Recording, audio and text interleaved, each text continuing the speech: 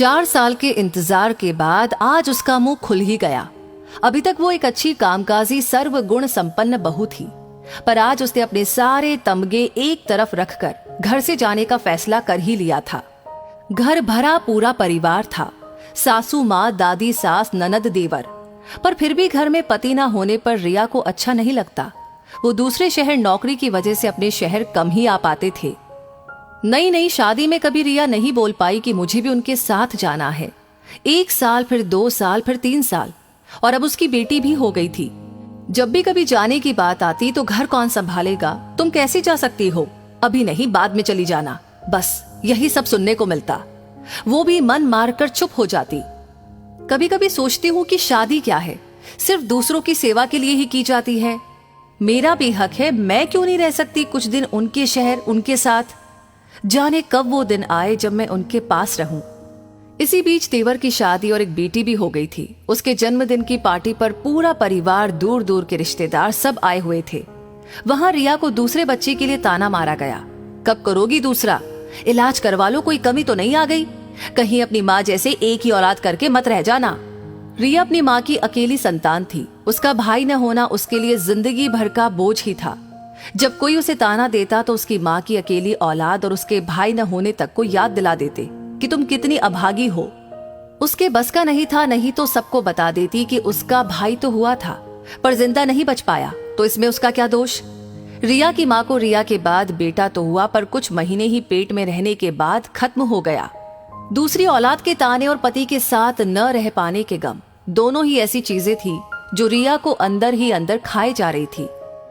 भीड़ में उसके जितने भी रिश्तेदार थे, उन सबके सामने रिया ने जवाब देने की सोची। आज नहीं तो कभी नहीं, मेरा फैसला सबको मालूम होना चाहिए। उसने घर की सबसे बड़ी दादी सास के पास जाकर कहा, डॉक्टर को दिखा आई हूँ दादी जी। डॉक्टर ने कहा है कि जब तुम साथ ही नहीं रहती तो इलाज कैसा। तो मैं बस इतना बता रही हूँ कि डॉक्टर ने 6 महीने के लिए साथ रहने को कहा है, उसके बाद इलाज चालू होगा। अगर इसी बीच आपको खुशखबरी मिल गई तो सब रिश्तेदारों में लड्डू बंटवा देना। दादी सास को रिया से ये उम्मीद नहीं थी। अब वो समझ गई थी कि उसने जाने की सोच ली है, वो उसे रोकना चाहती थी। इसी बीच ये बात रिया की सास को भी पता चली। सुनते ही उनके मुंह से यही निकला, आजकल की बहुओं को सिर्फ पति से मतलब है, घर परिवार में रहना ही नहीं चाहती। इस बात पर रिया को गुस्सा आ गया। अपने पर्स में से अपनी डॉक्टर की फाइल निकालकर उसने सबके आगे रख दी और कहा कि ठीक है मम्मी जी, नहीं जाती, पर आप ही बात कर लीजिए डॉक्टर से। आप ही ने तो कहा था कि इलाज करवा लो, कहीं कोई दिक्कत तो नहीं। दूसरी औलाद बेटा कर लो जल्दी से, फिर जैसा आपको मंजूर वही होगा।